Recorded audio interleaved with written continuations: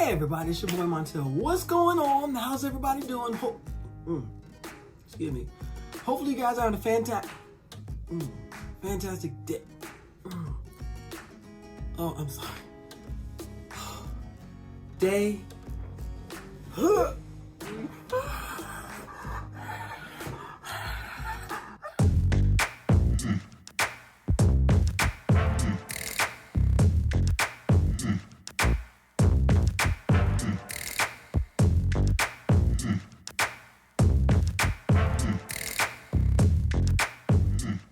Hey everybody, it's your boy Montel. What's going on? How's everybody doing? Hopefully you guys are having a fantastic day, week, month, year, millennium. Hopefully you guys are staying safe. Hopefully you're covering this. Hopefully you're watching these. You're staying this far away and you're looking out for each other, okay?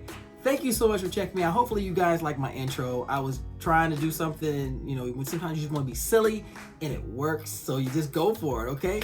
Thank you so much for checking me out, guys. Thank you so much for coming to the channel. Thank you to my new subscribers. Welcome to my world. It's not much. It's my humble little corner of YouTube, but it's an honest one because it comes from my heart. And the videos and the content that I create, they come from me with nothing but love and a desire to inform and to entertain. So thank you so much for coming to check me out. Thank you to all my subscribers. Thank you to my ride or die since day one and the brand new people that are coming in. All of y'all are sexy Blerdicorns and y'all come to check me out, so I thank you. I am humbled. I am honored. Thank you so much. Thank you so much for supporting my podcast. Thank you so much for supporting Blerdicorn Speaks. Thank you to everyone who's coming to my IG to check out the Blerdicorn Convos. They have been going so well and I've been loving it. It has been so much fun being able to talk with different content creators and cosplayers and just have a conversation. They're not interviews, but they resound, and hopefully we continue the upliftment and the positivity and just keep people uplifted and keep them boosted. That's what I'm all about, and just having fun. If you haven't already, please subscribe. Please hit that subscribe. That way when I create another video and I upload it from the lab on the air to YouTube, you guys will be the first ones to know. If you hit that notification bell, you'll definitely be one of the select few that will check it out. And of course, like my videos. Please, please, please, please. It's nothing crazy. It's nothing fancy. It's just me and who I am and everything. But thank you so much again for checking me out. We have a lot to unpack here, so I want to ask you guys to do me one favor. Please enjoy the videos. Definitely bring your comments. You guys have been commenting. It's been wonderful reading the comments. Yeah, I'm not going to get people that will agree with everything, and that's fine. That's how conversation discussions start. And this particular property is definitely worthy of a conversation, spirited discussion and everything. So let's get into it. Lovecraft Country, episode 5, Strange Case. We're gonna go where we left off with Ruby and William. Now I'm here to tell you, I called it. I knew it and I called it. I said he's gonna turn into a white woman. So how does the episode start out? You see this prone lady laying in this circular bed, and she wakes up and she's looking at her hands, she's looking at her face. She's a white woman. It was Ruby. Freaking Ruby. Oh my gosh. I said I knew it. I knew it exactly what it was going to be. And of course, it just became chaotic after that. She goes out into the street. She has nowhere to go. She's discombobulated and she bumps into people. People are actually trying to help her because they see she's in distress. And mind you, she's in the black area of town. So, and she goes up to the barber and says, I'm Ruby. Said, my name is Ruby. And I forgot her last name off the top of my head. And I know people are going to correct me. That's fine. Go ahead. And you could just see how they were treating her. They weren't treating her like an alien. They were genuinely concerned. And that's how black folk are inherently. We want to make sure everybody's okay. But it was ironic. As soon as she accidentally bumped into that young man, here come the police. They're ready to beat this boy down, thinking that he harassed her. I'm sitting there thinking, unfortunately, this is what was going on back then during that time period.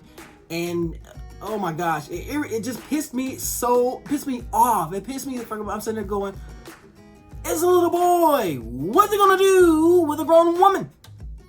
He can barely control his popcorn. What in the world?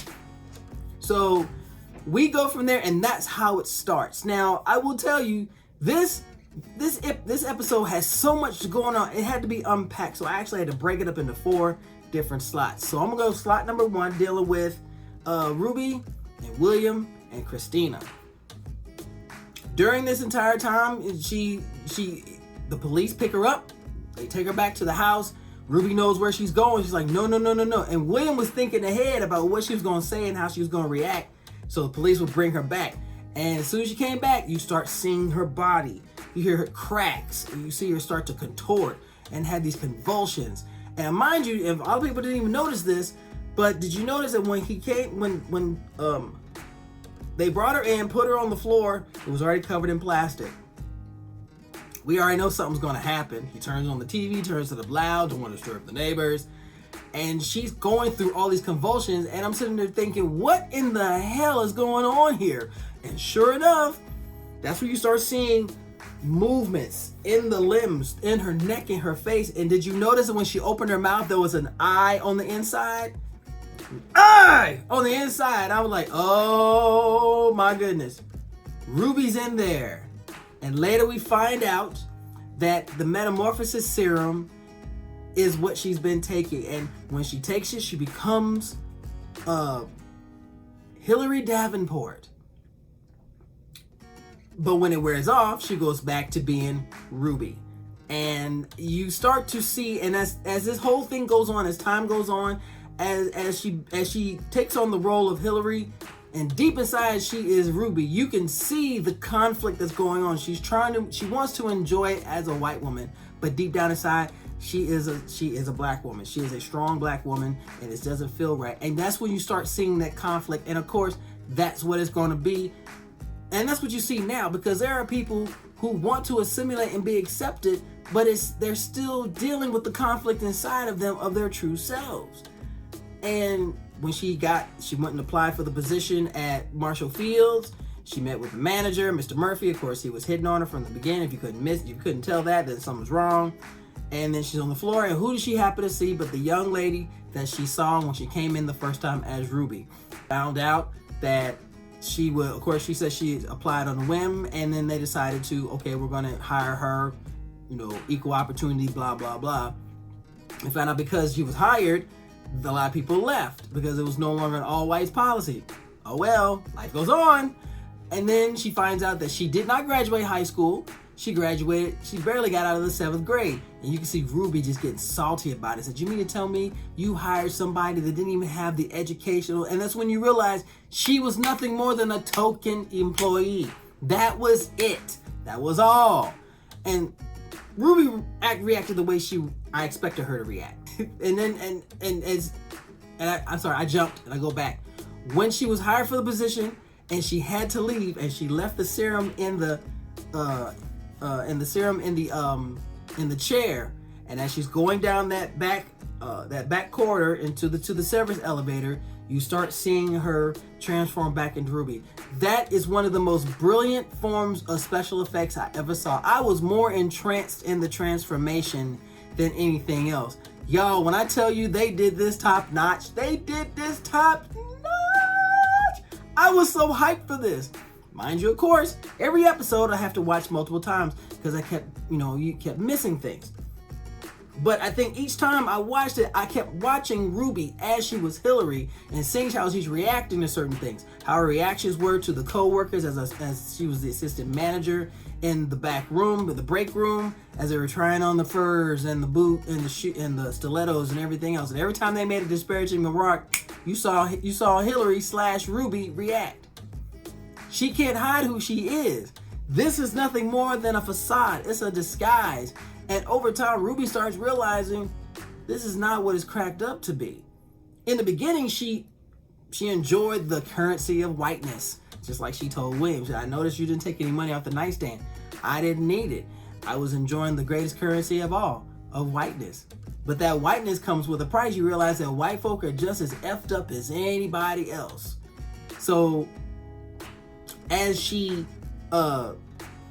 starts to get herself indoctrinated in the culture, and she was leaving, that's when William was outside at the car.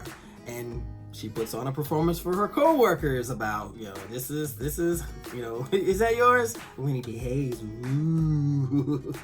So, and that's when she finds out that, of course, he mentioned before there was a favor that he wanted from her. The favor was they needed her to attend a party. Now, when I first thought this, like, okay, this is cool. She can go with Hillary. Maybe there's something highfalutin. Tells her there's a box in the back seat. It's got her name written all over it. Opens it up. It's a damn waitress's costume. It's a damn waitress's outfit. Yo, you don't know how pissed off I was. Like, what the fuck is this? Yo, if you are not sitting there seeing this shit, come on now. They are setting you up to be the serious patsy. So we fast forward. She's at the party. She's a waitress, and you can see she is livid. Okay, she is heated. And I was mad too. I'm like, you sons of guns, what the hell's going to happen? So she's at Captain Lancaster's party. You know the guy that we saw before that was trying to take over the manor?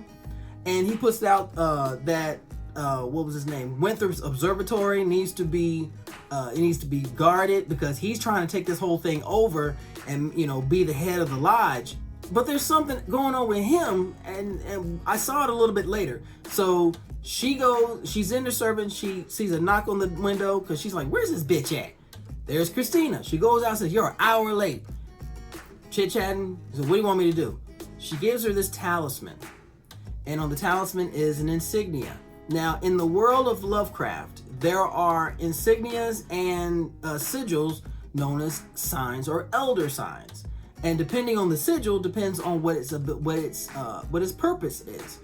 We don't know what the purpose is of this one. Now, I know there are certain ones that have to do with protection, with power, different things like that.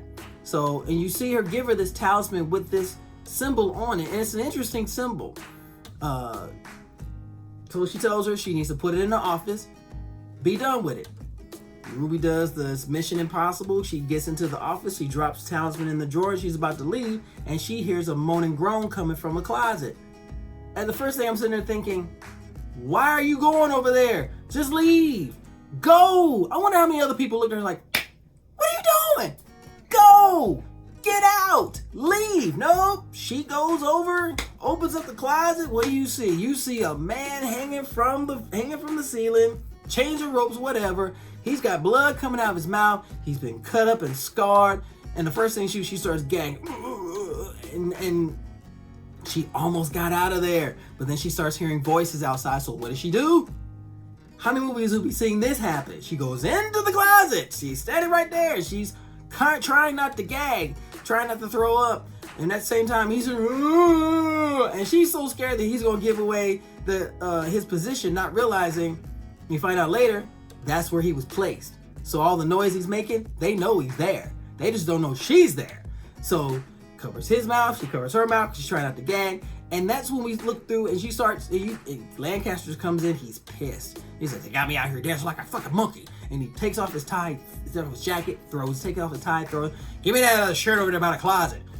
They come over and of course, they're chitter-chattering. Now you see Lancaster take off his shirt and you see that his chest, shoulders, and even his torso are all dark.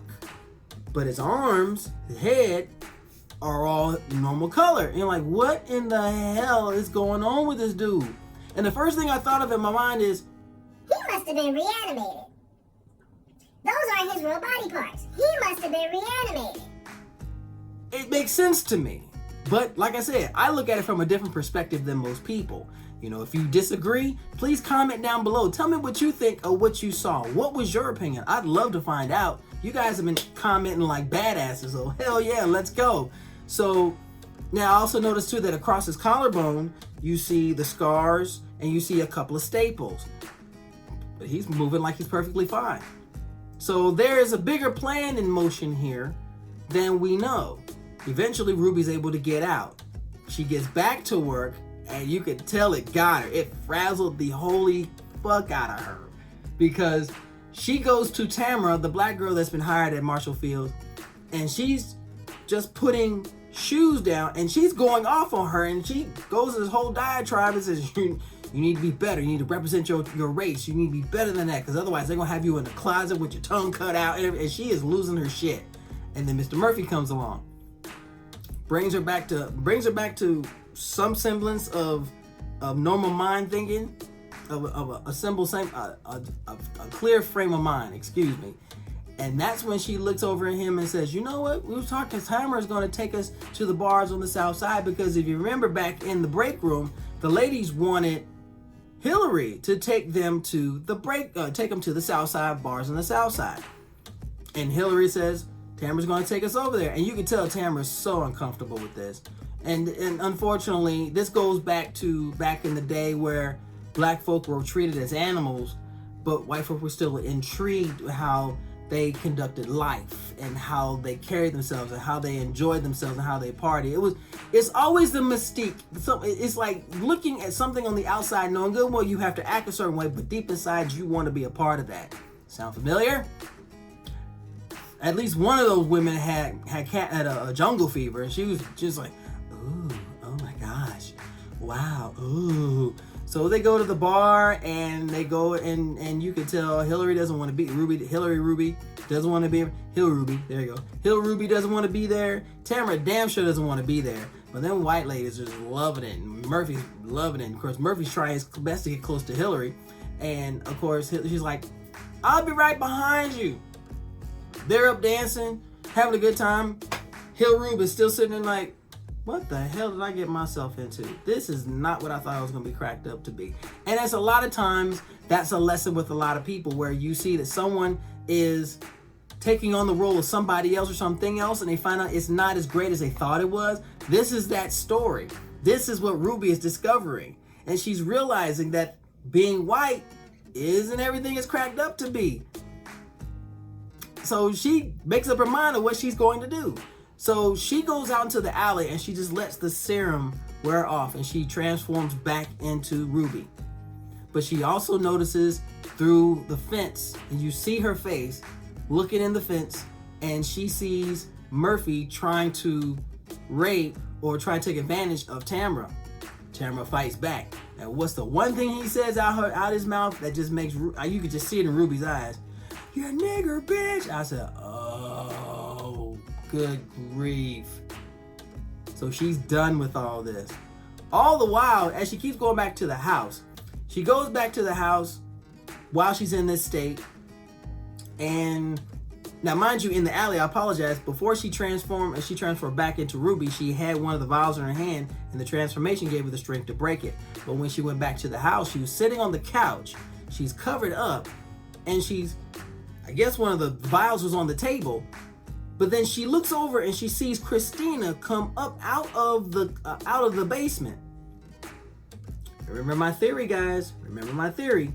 And she goes, "That's the only door in this house that locks. What's down in the basement?" Well, and of course they just deflect and just say, "Well, what was going on?" I said, "Well, it looks like Ruby was interrupted." I said, "What is Ruby like uninterrupted?" And just getting inside her head. It's like they're trying so hard to keep her well within their spell. So what happens? Ruby changes back into Hillary one last time. Goes back to confront Murphy. Tells Murphy, "I think I'm going to quit. I'm going to quit because I'm attracted to you." And she's putting on this performance that is sitting there like, oh, what has she got in mind? And okay. She says, "Well, I quit." So, all right. So, and she says, well, the minute she said that she was attracted to him, you could just see all of his shit just drop, because he was like, "Hell yeah, let's go, let's do this. I'm not getting it from home." Perfectly fine, I can only say, "Honey, I'm home" so many times, like whoop, separate beds like Lucy and Ricky Ricardo. So they start getting a little dirty and everything, and Murphy even notices that her eyes are starting to change. She gets him to suck the heel of her pumps. She puts a belt around his neck. She takes his pants down. I mean, she's got him in a humiliating position. And she's on the chair. He's sucking her pumps. She takes off her panties, and he is so enraptured. So she comes up from behind him with the belt. She kicks him in the back, knocks him down, takes one of the pumps, and starts ramming it into his. I mean, she is going. I mean, there is nothing light about this. She is like, And he is screaming like, ah! Of course, she can't hear anything because she stuffed her panties in his mouth. That's why she took them off. It's a gag. You know, she was ready for this and all this shit. And as she's doing it, she is transforming back into Ruby. Still going. Still. Oh my God! She gets up, turns him over. He sees her. You can see the look in his eyes. And she looks at him and says, I just want you to see that this was done to you by a nigger bitch. And she leaves with the pumps on. I said, bro, that was G. Yo, that was so G. And I love that because during the time of her being Hillary, she became more aware of what it was like, the pros and the cons of being white, but she was also saying there was more of a con than it was a pro. It was freaking brilliant. So she gets back to the house. She's all cleaned up and everything, and she sees William come out of the basement. And she said, I seen your lady friend keep coming in and out of that basement. What's down there? And he's looking flustered. You can see it looks like he's sweating, and he's got his ass off. He said, you know, maybe later. You know, I told you about it later. She's just like, what's going on? And then it gives in. You start seeing the same familiar transformation. Down goes William. Up comes Christina. I told you. I called that shit. I told you. One and the same person. It was a spell. Maybe it wasn't a spell, but I said it was a spell. It's not a spell. It's the serum. Still, one and the same person. I said it's way too convenient. Way too convenient that one is there, the other one isn't. And then one is there, the other one isn't. It's the freakiest thing in the world. So we close off of that. We go to facet number 2, which has to do with Letty and Tick and Montrose. Oh my goodness. Like everyone else, we got right back into it. Come into the episode and we see Montrose sitting in the chair by himself. And as much as I cannot stand this cat, he looked so troubled. You could tell. You could just see he looked like he had the weight of the world on his shoulders. And no, I do not like what he did. Michael K. Williams portrays this role to the T. He genuinely does a fantastic job of portraying Montrose. Tick comes in, Letty comes in. They're talking about getting children's books and teaching Yahima English so that way they can have her write it down. They come in, they see him sitting in the chair. Tick goes, hey, Pop, what are you doing here? Where's Yahima? He looks down, looks up and says, she's gone.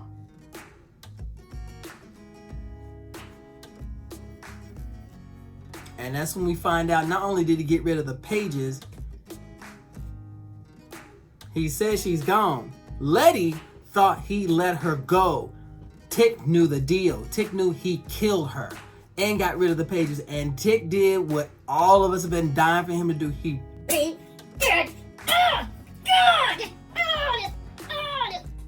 And I'm not gonna lie, I was so into it. I was like, okay, you don't want to kill him. You don't want to kill him. But you really understand how frustrated he was at this point. There's so much going on that Tick right now, he just wants it all to be okay. He wants it to be fine, but he can't because his father keeps doing stupid shit. So he's so angry, he realized the pages are gone and he's on a tear. Did you take pictures of, and of course he's coming right up to the lady, screaming, did you take pictures of the pages? And she's telling him to calm down. Tell him to calm down. Eventually he does calm down because you notice she had a ball bat in her hand when he went down to the dark room. Oh, you could just tell it. You could genuinely tell it. And she ends up finding him at the garage, putting mercurochrome on his knuckles, and she tells him that she was scared by the way he was acting. He said he never thought that type of anger would come out in him. He didn't think it was in him. And in that moment, that's when you see two people who tried to be strong just be so vulnerable and just realize that they need each other. Boom. They do the thing. I ain't gonna explain you do the thing. They do the thing. Okay? I'll explain it. They do the thing. So we fast forward a little bit more and they realize, and that's what she tells him, and she brings in the film and says, I did take those pictures. I did take pictures of the pages. I just hadn't time to develop the film. And that's when you start seeing like, look, I'm sorry. Basically, it's like, look, I'm sorry. I just want this to be over. I want this to be done. So she develops the pages. They look at the pictures and they realize that the ring engraved inside the ring were symbols. And the symbols ended up being Tick's initials. So that was the start. And then they were able to look at the pages and start translating as much as they could. And Tick was feverish about this. I mean, feverish about trying to do this because he wants this over, wants this done. So much so that he is just losing sleep and everything. He has a dream that he's running. You have him, Hannah and him are running through the corridor of the manor as they were leaving. And as Hannah gets to the door, Tick stops. The whole place is on fire. Literally just an inferno. And she looks at him and she lips something. And it took me a couple times to stop and play it because my bestie said, I can't understand what she's saying. Something is in your blood. And I looked at it again and she lipped the words, the answer is in your blood. And I went, oh my gosh. That's what makes him so special. That was what makes him so unique because his bloodline is different from anybody else. He is truly a gateway into this whole thing. He is a key. Everybody, people want to harness. And Christina knows that. So he wakes up and that's when they that's when he just continue to look at the pages and everything and just on the hope that, and they've been able to translate a few of the symbols, but that's only on the hope that this language is similar to English. And Tick is just working feverishly, and you see him a little bit later figure out a few of them, and you can see, and towards the end, you see him doing the translation, and you realize he comes up with something, and it jars him, and he looks, he's like, oh my gosh, and he runs upstairs, gets on the phone, calls that long ass number, 753-129-567-8441, you know what number it is. He says, how did you know? Do you believe me? What are you? Hangs up the phone. We pan back down to the page and we only see one word. He said suffer before he ran upstairs. We see the word die upside down on the page.